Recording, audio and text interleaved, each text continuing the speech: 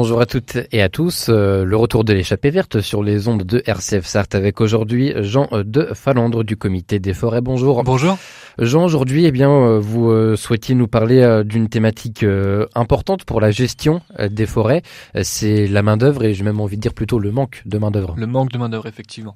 Je dirais qu'en forêt, on a 4 grandes difficultés qui sont le manque de main-d'œuvre, dont on va parler aujourd'hui, qui sont ensuite le changement climatique, qui est extrêmement compliqué pour nous. De temps en temps, dans certains contextes, les surpopulations de grands ongulés qui vont vraiment manger et abrutir et finalement détruire des plantations, des jeunes régénérations. 4e point, c'est le manque de plants pour faire des plantations. Mais aujourd'hui, le sujet qui va nous intéresser, c'est le manque de main-d'œuvre. Parce qu'il n'y a pas assez de bûcherons. En fait, c'est même plus large que ça. On en a parlé le mois dernier. On a de moins en moins de bûcherons à main. On a de plus en plus de difficultés pour recruter, mais on a aussi beaucoup de difficultés pour des gens qui vont planter des arbres. Et qui dit plantation dit ensuite vous allez avoir une végétation concurrente, c'est-à-dire qui va venir concurrencer les plants. Elle peut être de différents types. Ça peut être de la molinie, ça peut être de la fougère, ça peut être du genêt. Voilà, enfin c'est différentes grandes catégories. On va pas faire la même chose selon cette concurrence. On a interdit les produits phytosanitaires en forêt. Rappelons-le, il n'y a plus aucun produit phytosanitaire qui est utilisé, ou très très très très peu, en tout cas les forêts domaniales on l'a interdit. Je crois qu'en forêt privée je connais pas beaucoup de propriétaires qui en utilisent.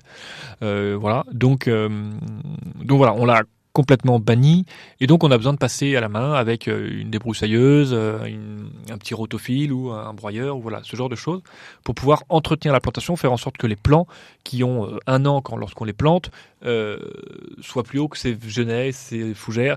Donc dès que les plants font 1m50, 2 mètres, c'est-à-dire au bout de 3, 4, 5 ans, ça dépend des essences, ils sont sauvés. Entre guillemets, on considère qu'ils sont sauvés. Actuellement, en forêt, c'est extrêmement difficile de trouver des gens pour planter. C'est extrêmement difficile de trouver des gens pour dégager les plantations.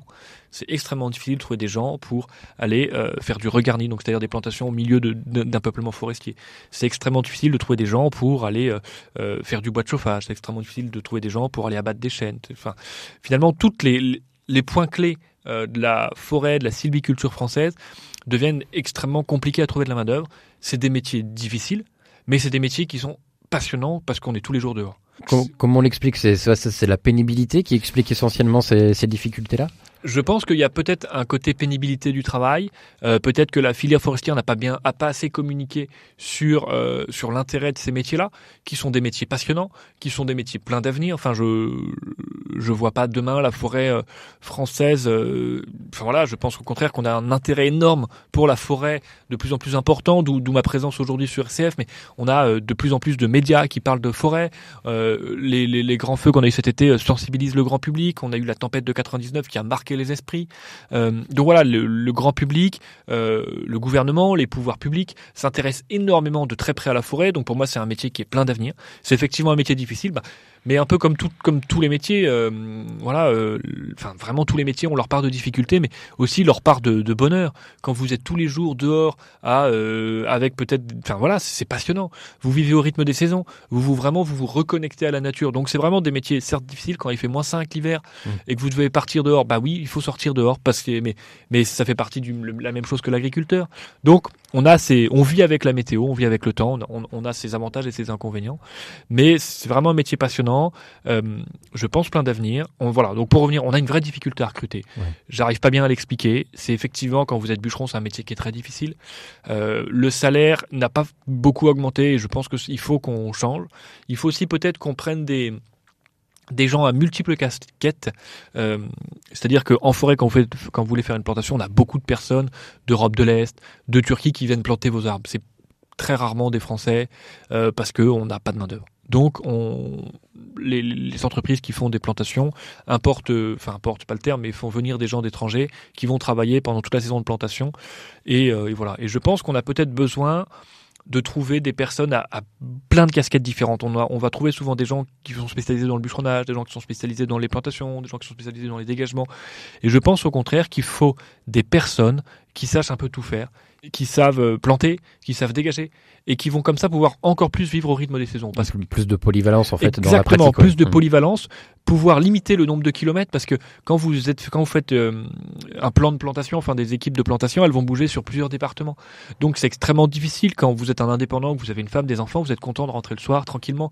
Vous voulez pas partir tous les jours à 6h du matin, faire 2 heures de route, rentrer le soir après une bonne journée de travail, refaire 2 heures de route. Donc je pense qu'il faut avoir des gens qui ont une plus grande polyvalence, qui ont l'opportunité de savoir un peu tout faire, ce qui va leur permettre de pouvoir rayonner sur un canton, sur une zone géographique beaucoup plus courte, et ce qui va finalement permettre de retrouver du sens au métier, parce que c'est pas du tout ce que je veux dire, mais en tout cas de pouvoir faire moins de routes, moins de pénibilité au travail, parce que c'est aussi ça finalement pour nous, les métiers qui sont très concrets, c'est que le matin, quand vous devez partir à 5h du matin pour faire 2 heures de voiture, arriver ou 3 heures de voiture pour arriver sur votre chantier, et ben c'est aussi ça la pénibilité du travail, et c'est pas du moment où vous êtes très rentable, vous pouvez passer des coups de téléphone le soir en rentrant, mais voilà, c'est quand même mieux si vous avez un chantier à moins d'une demi-heure, à moins d'une heure de chez vous.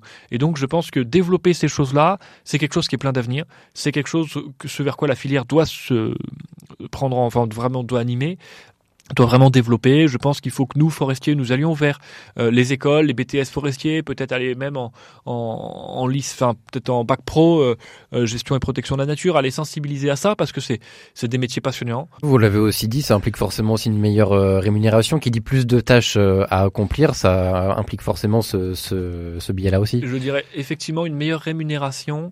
Mais effectivement, une meilleure rémunération, c'est certain. Il faut mieux rémunérer nos hommes de terrain, les bûcherons, les gens qui vont dégager les plants, mais aussi une meilleure technicité. Je dirais pourquoi ? Parce que quand vous avez quelqu'un qui va faire une plantation sur une zone, on appelle ça en point d'appui ou par îlot. Enfin voilà, vous avez un peuplement un petit peu pauvre avec du chêne. Et ben vous allez venir au milieu planter quelques chênes en petits bouquets, 5-6 chênes avec quelques bouleaux pour quand le collectif d'arbres se gaine, se monte ensemble. Donc vous allez avoir besoin d'une personne qui va planter. Vous avez besoin d'une personne qui va dégager ses arbres. Vous allez aussi avoir besoin d'une personne qui va à un moment devoir abattre un chêne. Et bien c'est cette même personne-là, elle se souvient du travail qu'elle a accompli pour aller planter. Elle se souvient du travail qu'elle a accompli pour dégager. Et elle dit, c'est vrai que quand elle doit abattre le chêne, elle va éviter de faire tomber le chêne sur cette petite plantation. C'est aussi un collectif, parce que tu entends, les gens sont indépendants, sont payés à la tâche au mètre cube ou au plan planté. Enfin voilà, c'est un peu rentabilité. Et donc, ils t'entendent, ils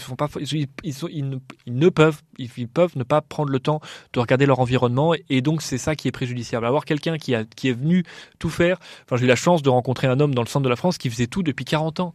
C'est passionnant. Il dit, cet arbre-là, c'est moi qui l'ai planté, c'est moi qui vais abattre. C'est lui qui va planter le chêne, c'est lui qui va le dégager, c'est lui qui va l'abattre, c'est lui qui va travailler au profit. Et finalement, il fait plein de choses différentes selon la saison. Et il me disait, il est assez proche de la retraite. Et il me disait, demain, j'ai personne, quoi. Ouais, c'est ça, il y a le souci de la transmission. Vous faisiez le parallèle avec l'agriculture tout à l'heure, le renouvellement des exploitations agricoles, on sait que c'est très compliqué. Faut aussi un renouvellement de bûcherons, de gens pour faire des plantations, et c'est pas forcément très simple. C'est extrêmement difficile. On a beaucoup d'indépendants qui sont très proches de la retraite.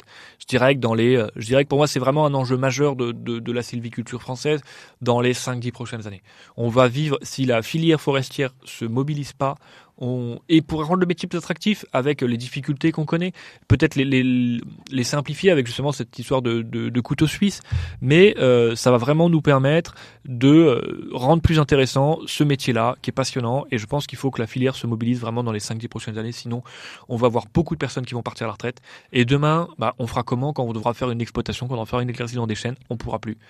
Et ça risque d'être compliqué. Bon, eh bien, le message est passé. Merci beaucoup Jean et à bientôt sur RCF. Avec joie, merci.